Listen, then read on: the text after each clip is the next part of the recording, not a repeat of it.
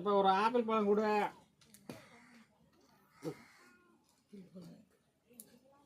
எனக்கு தொழில் பழக்கடை. இப்போ ஒரு ஆப்பிள் பழம் கொடுப்பா.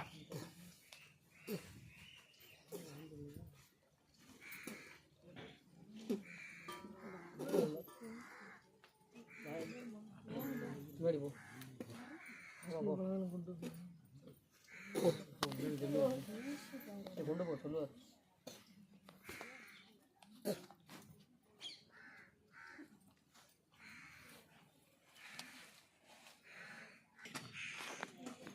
குடிக்க மாட்டாரு, சுட்டு குடிக்க மாட்டாரு.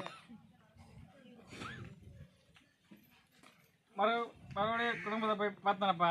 இன்னைக்கு வந்து தொழில் ரீதியாக அதுக்கு வந்து போட்டி போறாமையும் வந்து கொஞ்சம் அதிகமாக ஏற்படுத்தியாச்சு. ஆமாங்களையாப்பா.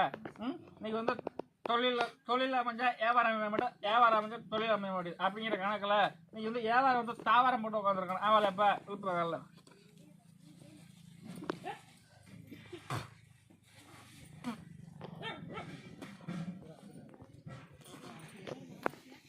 உண்மை ஓங்க சொல்ற முடிய சொல்லுப்பா.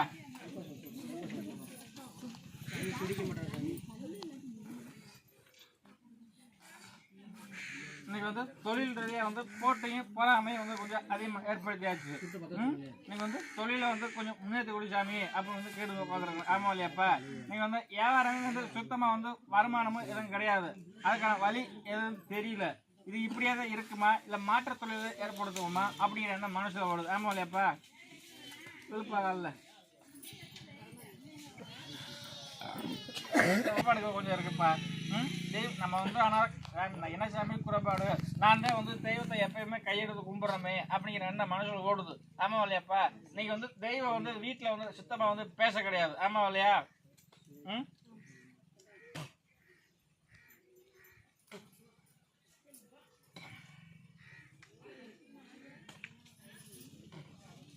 இன்னைக்கு வந்து தெய்வ ரீதியாக பார்த்தீங்கன்னா இன்னைக்கு வந்து 7 கன்னிமாறு 21 தெய்வத்துக்கு கட்டுப்பட்ட தெய்வம் உன் தெய்வம். ஆமாலையாப்பா. அந்த 21 தெய்வமே வந்து சுத்தமாக வந்து படுத்தாச்சுப்பா. வந்து 21 தெய்வமே வந்து கொஞ்சம் வந்து சுத்தமாக படுத்தாச்சு. அதனால வந்து பார்த்தீங்கன்னா நீங்கள் தெய்வ வழிபாடு கொஞ்சம் கம்மியாக இருக்கிறதுனால நீங்கள் வந்து வியாபாரமும் கொஞ்சம் வந்து தாவரம் போட்டு உட்காந்துருக்கு ஒன்று. இன்னொன்று வந்து வியாபாரத்தை கிடைக்கிறத வந்து பார்த்தீங்கன்னா ஒரு பெண்ணடியாக வந்து என்னப்பா